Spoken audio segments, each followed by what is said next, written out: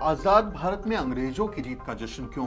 आखिर दलित बहुजन भीमा कोरेगांव के युद्ध में अंग्रेजी सेना की जीत का जश्न क्यों मनाते हैं? ऐसे सवालों के जरिए मनुवादी मीडिया और ब्राह्मणवादी मानसिकता के लोग भीमा कोरेगांव की ऐतिहासिक लड़ाई को अंग्रेजों की लड़ाई साबित करने की साजिश कर रहे हैं। वो पूछ रहे हैं कि 204 साल पहले अंग्रेजों की जीत का जश्न मनाकर दलित देश विरोधी काम क्यों कर रहे हैं।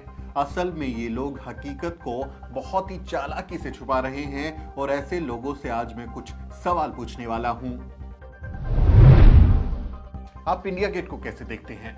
अगर भीमा कोरेगांव जैसी ऐतिहासिक लड़ाई आपके लिए सिर्फ अंग्रेजी सेना की जीत है तो उस पर गर्व करने का आपके पास कोई कारण नहीं है, तो फिर ये बताइए कि 42 मीटर ऊंचा इंडिया गेट आपके लिए गर्व का प्रतीक कैसे हो गया? इंडिया गेट प्रथम विश्व युद्ध में अंग्रेजों की तरफ से लड़कर शहीद होने वाले भारतीय सैनिकों की याद में बनाया गया था। 13,000 से ज्यादा शहीदों के नाम इंडिया गेट पर उकेरे गए हैं।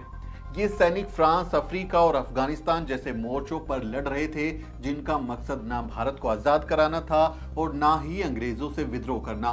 तो बताइए, आप आजाद भारत में इंडिया गेट को कैसे देखते हैं? आप मंगल पांडे पर क्यों गर्व करते हैं? मंगल पांडे ब्रिटिश सेना का सिपाही था जो मजे से तब तक अंग्रेजी अफसरों के हुक्म का पालन कर रहा था जब तक उसे माता दीन भंगी ने यह ताना नहीं दिया, तू शूद्र से भेदभाव करता है लेकिन गाय के मांस का बना कारतूस मुंह से फाड़ता है। इससे पहले तक उसे ब्रिटिश सिपाही होने में कोई दिक्कत नहीं थी। वो अंग्रेजों के एक हुक्म पर अपने ही देश के क्रांतिकारियों पर बिना हिचकिचाए गोलियां बरसाता था। मंगल पांडे ने वैसे भी अपनी हिंदू धार्मिक भावनाओं के आधार पर ही विरोध किया था, ना कि भारत मां की आजादी के लिए। तो क्या आप मंगल पांडे पर गर्व करना छोड़ देंगे? अपनी धार्मिक भावना की रक्षा के लिए गोली चलाने वाला मंगल पांडे आपका हीरो है, लेकिन आत्मसम्मान के लिए हजारों की सेना को मिट्टी में मिला देने वाले महार आपके लिए विलन कैसे हो गए? गजब का दोगलापन है आपका। सारागढ़ी की लड़ाई का क्या? 12 सितंबर 1857 को खैबर पख्तूनख्वा में लड़ी गई सारागढ़ी की लड़ाई को क्या कोई झुठला सकता है? ब्रिटिश सेना के 21 सिख सैनिकों ने अफगान सेना के 10,000 सैनिकों के छक्के छुड़ा दिए थे। क्या उस वक्त इन 21 बहादुरों का मकसद भारत की आजादी था? शायद नहीं, क्योंकि वो सब तो ब्रिटिश सेना की नौकरी कर रहे थे। तो क्या आप इस लड़ाई को इतिहास के पन्नों में दफना सकते हैं? क्या आपके लिए इस अदम्य साहस और वीरता की लड़ाई में गर्व की कोई बात नहीं है? आप हाइफा युद्ध को कैसे देखते हैं?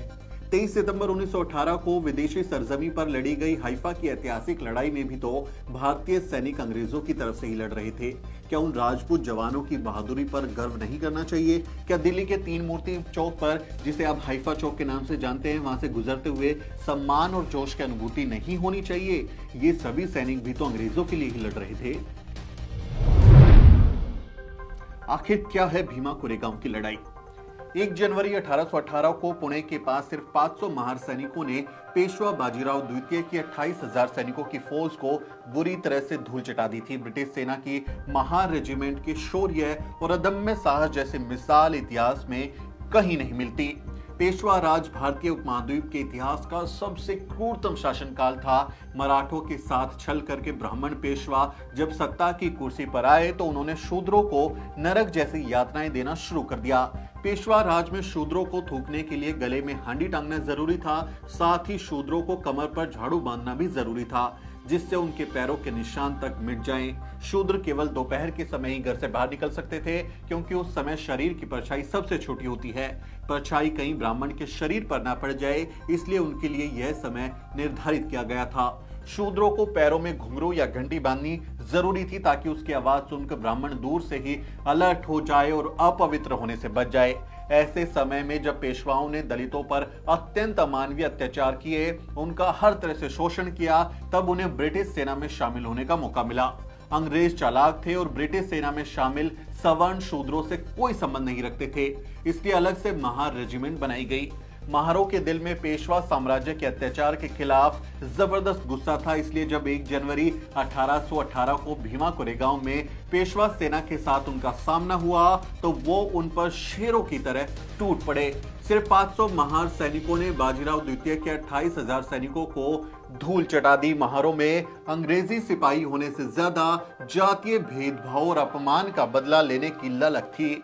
इस तरह ऐतिहासिक लड़ाई में महारों ने अपने अपमान का बदला लिया।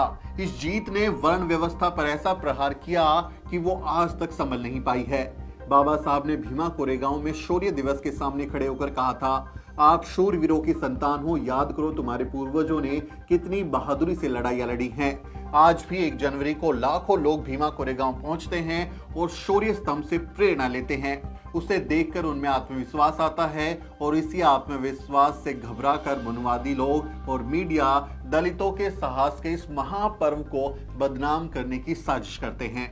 उम्मीद है आज का ये वीडियो आपको पसंद आया होगा। इस बारे में आपकी राय बनी होगी। आपका क्या सोचना है कमेंट में लिखें और हमारे चैनल को भी जरूर सब्सक्राइब करें। साथियों, मेरा नाम सुमित चौहान है और इस वीडियो स्टोरी में मेरी मदद कर रहे हैं मेरे सहयोगी मोहित और अजरा।